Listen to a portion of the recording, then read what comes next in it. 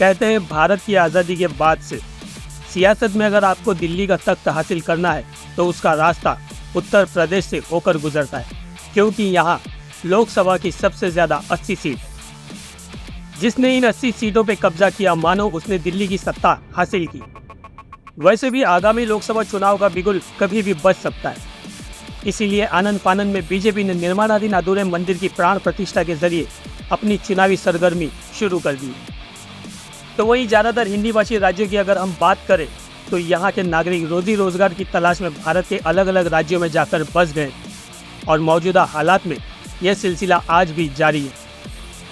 अब आप समझ चुके होंगे कि हिंदी भाषी राज्यों में उत्तर प्रदेश भी शामिल है और यहीं से 80 लोकसभा की सीट आती है और यहीं इस वक्त अधूरे राम मंदिर के प्राण प्रतिष्ठा का कार्यक्रम क्यों इतनी गड़बड़ी में किया जा रहा है। साथ ही हिंदी भाषी मतदाताओं यानी उत्तर भारतीयों की अगर हम बात करें तो मुंबई के कुल मतदाताओं में करीब 40 से 42% हिंदी भाषी मतदाता है। इसमें उत्तर भारतीय वोटर्स करीब 30% है। सभी राजनीतिक दलों को यह बात अच्छी तरह समझ में आ गई है कि बिना उत्तर भारतीयों के मुंबई में राजनीति करना संभव नहीं है।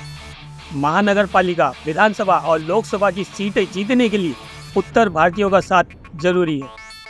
बिना इनके चुनावी नैया पार नहीं लग सकती।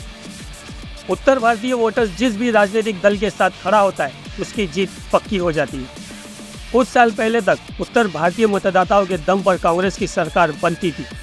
जब से उत्तर भारतीयों ने कांग्रेस का साथ छोड़ा तब से उसकी सीटें लगातार घटती चली जा रही हैं, जिसका पूरा फायदा बीजेपी को मिलने लगा, क्योंकि उत्तर भारतीय बीजेपी के पारंपरिक वोटर्स माने जाते हैं।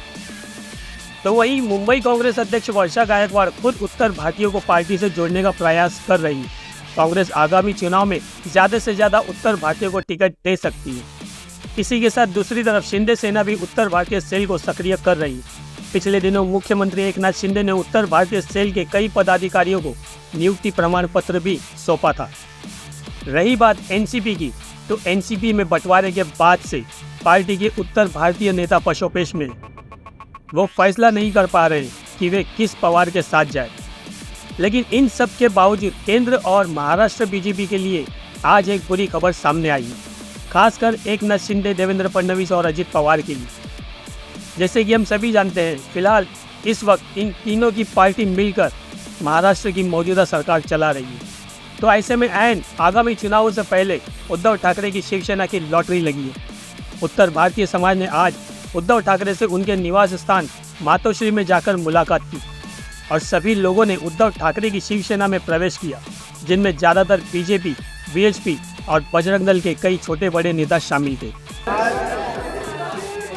इस मातोश्री पर आप सारे भारतीय जनता पार्टी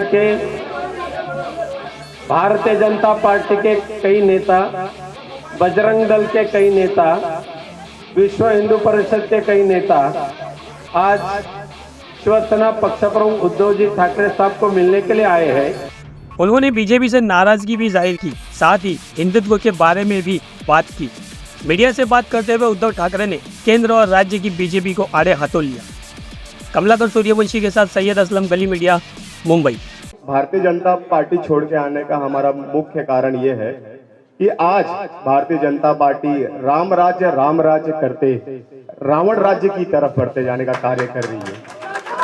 आज हमारे जगत गुरु शंकराचार्य, चारों शंकराचार्य ने ये कहा कि मंदिर पूर्ण नहीं है और उसके बाद मुहूर्त नहीं है, उसके बावजूद आज प्राण प्रतिष्ठान का कार्यक्रम किया जा रहा है। उसका सिर्फ मुख्य उद्देश्य है राजनीति, धर्म के लिए राजनीति करने का कार्य भारतीय जनता पार्टी कर रही है, जो ये हमें पसंद नहीं है। आज राम का नाम सिर्फ इलेक्शन के लिए किया जा रहा है, आने वाला इलेक्शन है, इसकी वजह से प्राण प्रतिष्ठान का कार्यक्रम किया जा रहा है। जगत गुरु की बात नहीं सुनी जा रही है।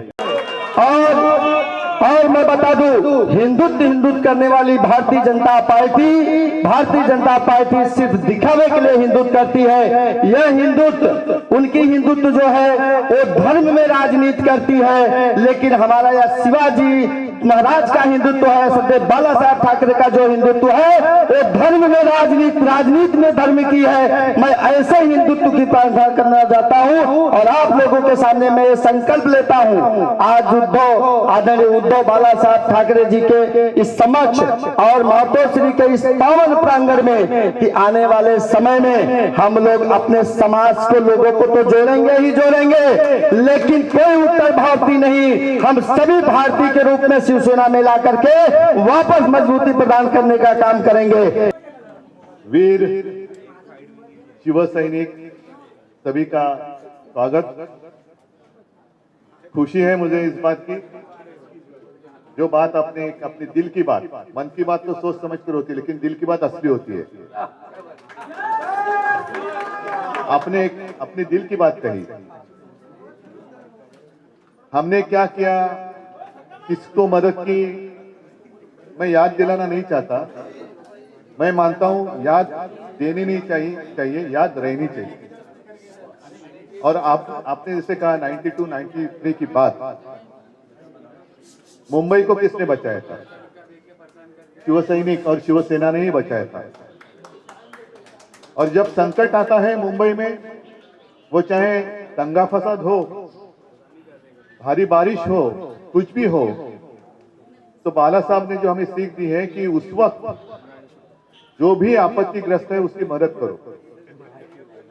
जब हम रक्तदान करते हैं तो ये नहीं देखते कि मैं जो खून दे रहा हूं वो किसको जा रहा है, हम सभी एक हैं।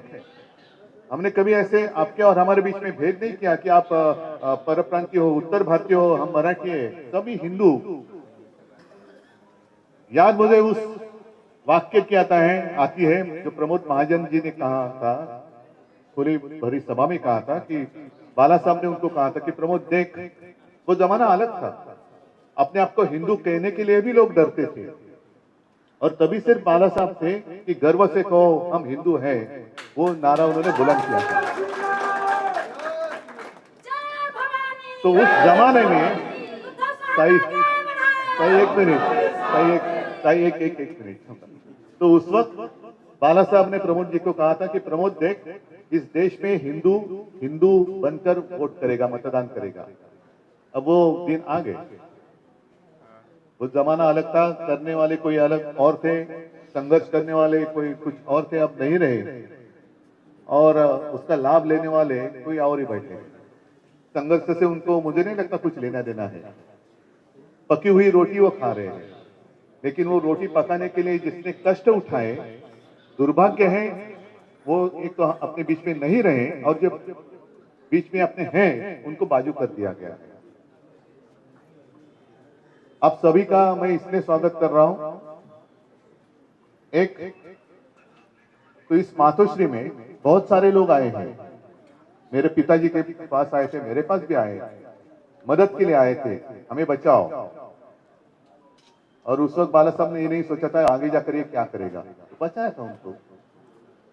अभी वही लोग हैं कि जिस बाला साहब ने और शिवसेना ने जिनको बचाया था, वही शिवसेना को खत्म करना चाहते हैं।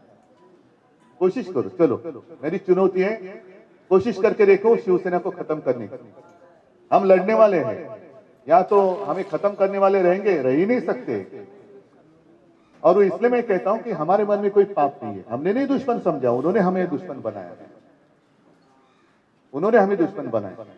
और ऐसी समय में जो भी साथ में आता है उसका महत्व अलग रहता है। सत्ता की ओर जाने वाले बहुत लोग रहते हैं, लेकिन सत्ता जिस पक्ष के पास है उनको छोड़कर जिसके साथ लड़ाई हो रही है उनके साथ आना बहुत ही कठिन होता है। वो एक मर्दानगी आपने दिखाई, और इसलिए मैं ज्यादा अभी भाषण नहीं करूंगा। मैं तो चाहता हूं कि आने वाले कुछ ही दिनों में मुंबई में एक उत्तर भारतीयों का सम्मेलन करो, रैली करो, मैं आता हूं, करो, बहुत जल्द करो। तो उस वक्त मैं आकर मेरे दिल में जो कुछ है मैं खुलेआम कहूंगा। खैर, आज तो मैं सबका स्वागत करता हूं, और आपने जो भगवा हाथ में लिया है, भगवे में फर्क नहीं होता है, हमारा भगवा अलग है। वो जो एक एडवर्टाइजमेंट थी ना, अरे तुम्हारी कमीज मेरे कमीज से सफेद कैसी, वैसे भगवा नहीं, भगवा भगवा ही होता है। वो छत्रपति शिवाजी महाराज का है, प्रभु श्री रामचंद्र का है, भगवान कृष्ण का है, सभी भवानी माता का है, तो उसमें उन्होंने भेद किया है, हिंदुत्व में भेद करने की कोशिश कर रहे हैं। ये कौन से लोग हैं? हम गर्व से कौम हिंदू है कहते हैं, लेकिन अब ये जो वहां बैठे हैं नालायक लोग, वो हिंदुत्व में भेद कर रहे हैं, हिंदुओं में भेद कर रहे हैं, उनसे सावध रहो। और मुझे आज खुशी है आप सभी लोग शिवसेना में आए। ताकत तो हिंदू की बड़ी है, हिंदुओं की बड़ी है, और उसको हम सही रास्ते पर लेकर जाएंगे।